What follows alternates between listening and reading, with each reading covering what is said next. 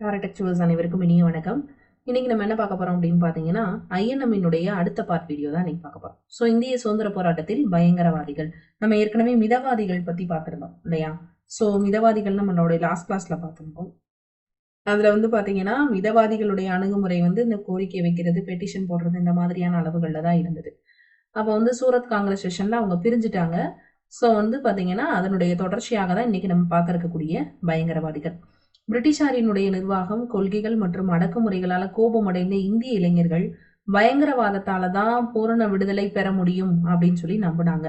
எனவே அவங்க பிரிட்டிஷ் அதிகாரிகளை கொலை பண்றது, ஆங்கிலேயர்களுக்கு விசுவாசமாக தகவல் அளிக்கக்கூடிய இந்தியர்களை கொலை செய்யறது, ஆயுத கொலை, பணம் மற்றும் ராணுவ பொருட்கள், அந்த ககோரி சதி விளக்கெல்லாம் இருக்கு இல்லையா, அந்த மாதிரியான தனி சாகச வீர செயல்கள் எல்லாமே செஞ்சு ஆங்கிலேயரை பயமுறுத்தி சண்டை போட்டு வெளியேற்றுறதா இவங்களோட நோக்கமா இருந்துச்சு. ஸோ பயங்கரவாதிகளுடைய காலம் அப்படின்றது பார்த்தீங்கன்னா 1900 இருந்து 1917 வரைக்கும் வங்காளத்துல பயங்கரவாத செயல்கள் நிறைய நடந்தது. ஃபர்ஸ்ட் பாத்தீங்கன்னா முதல் புரட்சிகர அமைப்புகள் 1902 இருந்தே ஸ்டார்ட் பண்ணாங்க. மிட்னாப்பூர், அதாவது நம்ம ஈஸ்வர்சந்திர வித்யாசாகர் இருக்கார் இல்லையா, அவருடைய ஒரு மிட்னாப்பூர்ல நரேந்திரநாத் பாசு அப்படின்றவரோட தலைமையில தான் என்ன செய்யப்படுது அப்படின்னா ஆரம்பிக்கப்படுது. கல்கட்டா அனுசிலான் சமிதி உருவாக்குனது வந்து ஜிதேந்திரநாத் பானர்ஜி, புரோத்தோமீட்டர், பரீந்தர் குமார் கோஷ் இவங்க எல்லாருமே. ஸோ 1906 அனுசீலன் அப்படின்ற அமைப்பின் உள் அமைப்பையும், அதோட பத்திரிகை என்னன்னா யுகந்தர் அப்படின்னு சொல்லக்கூடிய பத்திரிகை, அது வந்து பாத்தீங்கன்னா வாராந்திர பத்திரிகை, பரீந்தர் குமார் கோஷும் பூபேந்திரநாத் தத்தாவும் ஆரம்பிச்சிருப்பாங்க. 1908 பாரா கடத்தல் புலிபிகாரிதாஸ் அப்படின்றவரோட தலைமையில தான் டாக்கா அனுசிலான் சமிதி ஏற்படுத்தப்பட்டது. இந்த கொஷின்ஸ் நல்லா ஞாபகம் வச்சுக்கோங்க. டாக்கா அனுசிலான் சமிதி, கல்கட்டா அனுசிலான் சமிதி, அதுக்கப்புறம் அதனுடைய உள் அமைப்பாக இருக்கக்கூடிய ஒரு அமைப்பு தான் யுகந்தர் பத்திரிகை ஆரம்பிச்சிருப்பாங்க. ஸோ இந்த புலிம்பிகாரி தாஸோட தலைமையில தான் டாக்கா அனுசிலான் சமிதி ஏற்படுத்தப்படுது. 1912 ராஷ்பிகாரி கோஸ் மற்றும் சச்சின் சன்யால் அப்படின்றவங்க வந்துட்டு வைஸ்ராய் ஹார்டின்ச் மேல என்ன செய்வாங்கன்னா வெடிகுண்டு தாக்குதல் நடத்துவாங்க. ஸோ அதை வந்து இங்க என்ன செஞ்சிருக்காங்கன்னா கொடுத்துருக்காங்க. ஸோ அதே மாதிரி வந்து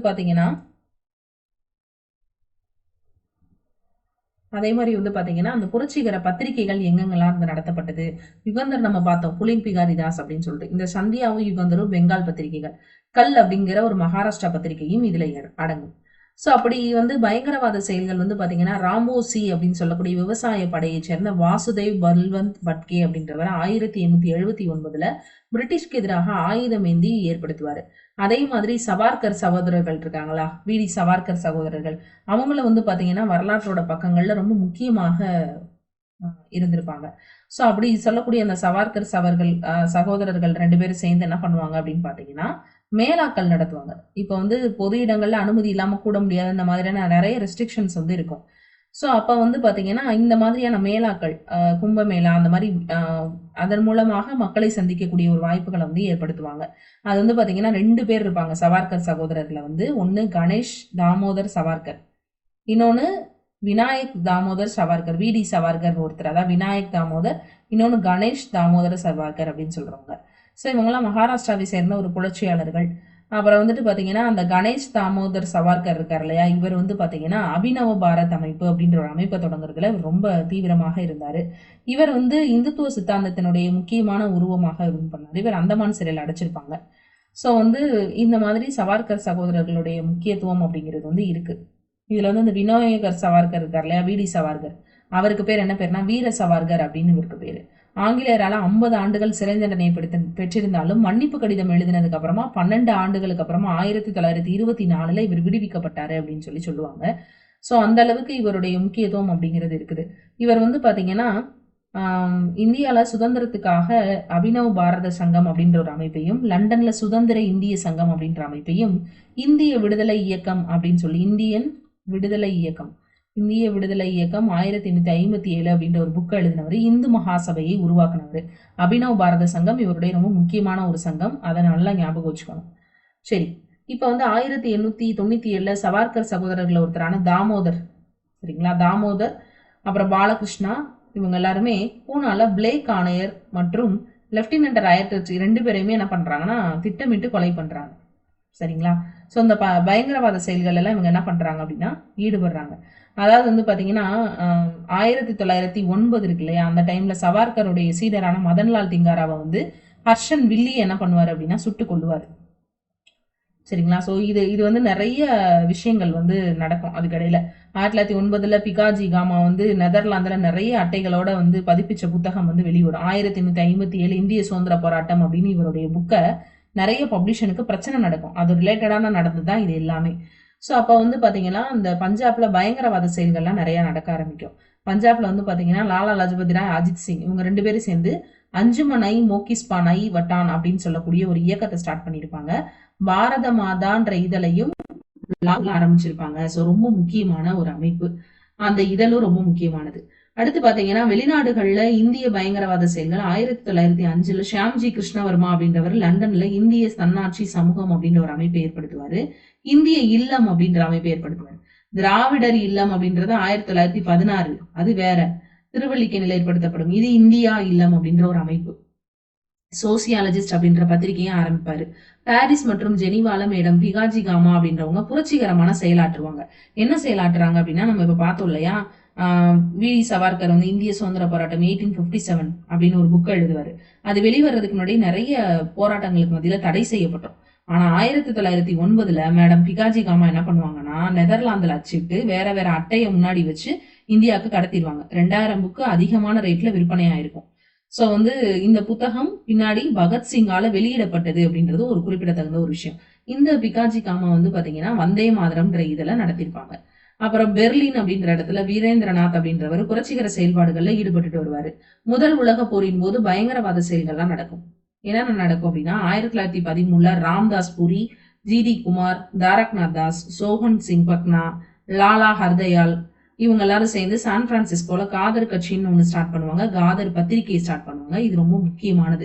சோ இந்த காதர் கட்சி உருவாக்குறதுக்கு முன்னாடியே பயங்கரவாத செயல்களை நடத்துறதுக்காக சுதேச சேவக் இல்லம் அப்படின்ற அமைப்பை சியாட்டல் அப்படின்ற ஒரு இடத்துல ஏற்படுத்தியிருப்பாங்க. அப்ப இதுதான் ஆர்டர் வைஸ்ல ஃபர்ஸ்ட், இதுக்கப்புறம் தான் காதர் கட்சி. வரிசைப்படுத்துக்கன்னு கேட்டா அங்க மாட்டிக்கிறோம். சோ நல்லா கவனிச்சுக்கோங்க. அப்புறம் இந்த கௌமடகுரு அப்படின்ற ஒரு கப்பல்ல ஒரு விஷயம் நடக்கும். சிங்கப்பூர்ல இருந்து கனடாவுக்கு வந்து என்னன்னா, வான்கூவர் பகுதிக்கு சீக்கியர்கள் மற்றும் பஞ்சாபிகளை கூப்பிட்டுக்கிட்டு ஒரு கப்பல் வரும்.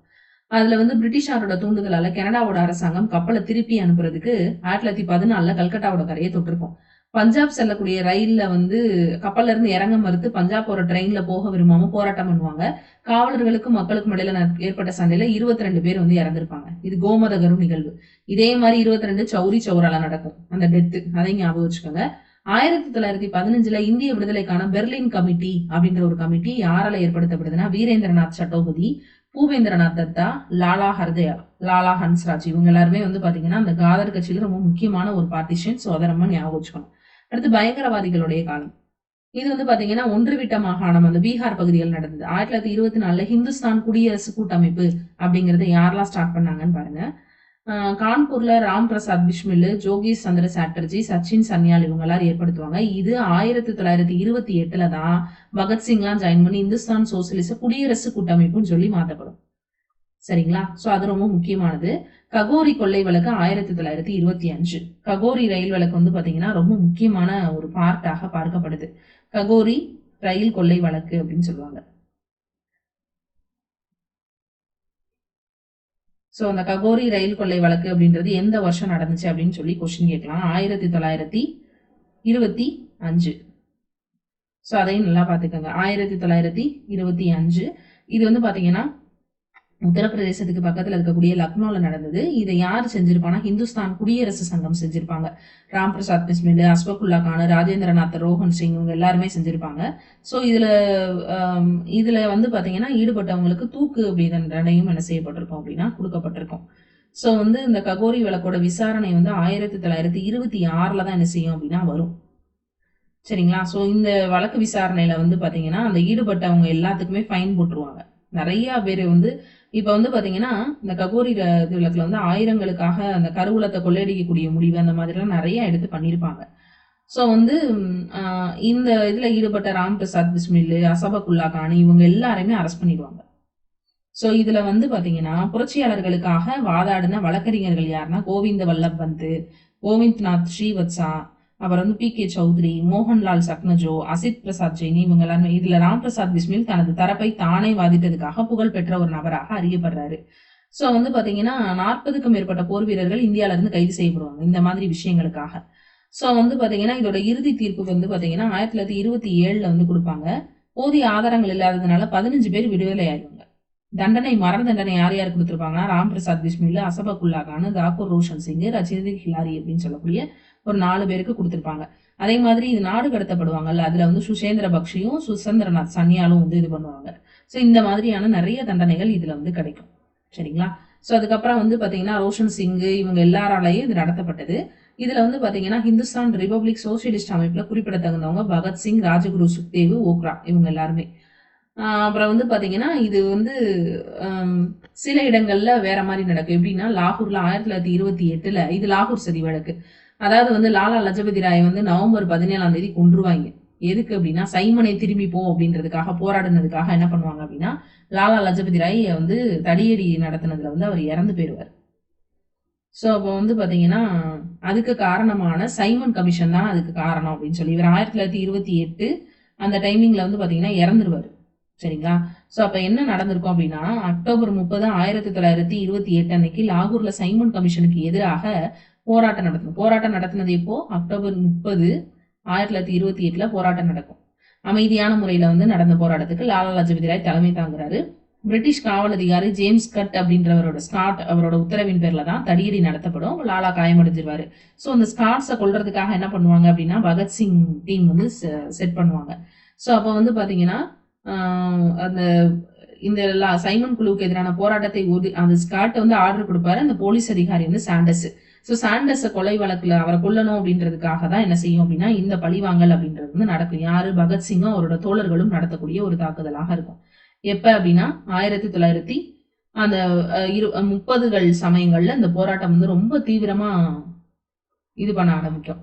ஸோ அப்போ அந்த டைமிங்ல வந்து பாத்தீங்கன்னா பகத்சிங்கும் பட்டுகேஸ்வரா தத் இவங்க 2 பேருமே வந்து பாத்தீங்கன்னா ரொம்ப முக்கியமான ஒரு பகுதியாக அறியப்படுறாங்க.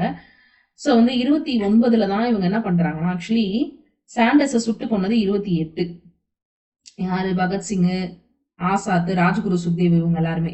இந்த பகத்சிங்கும் பி கே தத்தும் சேர்ந்து ஏப்ரல் 1929 மத்திய சட்டமன்றத்துல வெடிகுண்டை வேற வீசிடுவாங்க. இன்குலாப் ஜிந்தாபாத் அப்படின்ற ஒரு முழக்கத்தை இது பண்ணி குண்டு போட்டது ஒரு ஆளு, ஆனா பட்டது ஒரு ஆள் மேல. இதுல வந்து பாத்தீங்கன்னா இந்த கேஸ் லாகூர் சதி வழக்கு அப்படின்னு சொன்னாங்க. அந்த லாகூர் சிறையில கைதிகளின் உரிமைக்காக நிறைய நாள் போராட்டம் நடத்துவாங்க. சரிங்களா? சோ வந்து இறுதியாக என்ன பண்ணுவாங்கன்னா ஆசாத் வந்து பிப்ரவரி 1931 போலீஸ் என்கவுண்டர்ல கொண்டுருவாங்க. இவங்க 2 பேரையும் தூக்கில போட்டுருவாங்க. இவங்களை பத்தி ரவுண்ட் டேபிள் மீட்ல எந்த விதமான வார்த்தையுமே பேசியிருக்க மாட்டாரு காந்தி. இது ஒரு பெரிய விமர்சனமாகவே பார்க்கப்பட்டுச்சு. பஞ்சாபோட நௌஜன் பகுதிகளில் பயங்கரவாத சபைகள் பாரத் சபை அமைக்கிறதுக்கு பகத்சிங் வந்து ஹெல்ப் பண்ணிருப்பாரு. அப்புறம் வந்து சூர்யா சென்னோட தலைமையில சிட்டகாங் ஆயுத கிடங்கு தாக்குதல் அதை வந்து 1930 என்ன செஞ்சிருப்பாங்கன்னா பிளான் பண்ணிருப்பாங்க. இதுல சூர்யா சென்னுக்கு உதவியாக செயல்பட்டவங்க ஆனந்த் சிங், கணேஷ் கோசி, லோகிநாத் பால் இவங்க எல்லாருமே. சோ இறுதியாக இவங்க வந்து 1933 கைது செய்யப்பட்டு சூர்யாசனை தூக்கில போட்டுருவாங்க. சோ வந்து the philosophy of the bomb அப்படின்னு சொல்லக்கூடிய அந்த புக்கு வந்து பகவதி சரண் ஓரா அப்படின்றவரால எழுதப்பட்டுச்சு. இதெல்லாம் கொஸ்டினா கேட்க மாட்டாங்க அப்படின்னு நினைச்சிட்டு போயிடாதீங்க. பகத்சிங்கை தூக்கில போட்ட நாள் மார்ச் 23, 1931. தன்னோட 23வது வயதுல ராஜகுரு சுக்தேவ் இவங்க 2 பேரோட சேர்ந்து லாகூர் சிறையில என்ன செய்யப்படுறாரு அப்படின்னா பகத்சிங் தூக்கிலிடப்படுறாரு. சோ இதுக்கு அடுத்து நம்ம பார்க்க இருக்கக்கூடிய டாபிக் என்னன்னா இனவாதத்துக்கு வழிவகுக்கக்கூடிய பகிர்வுகள் அப்படிங்கிற டாபிக் தான் நம்ம பார்க்க போறோம். சோ இதை நம்ம நெக்ஸ்ட் கிளாஸ்ல பார்க்கலாம்.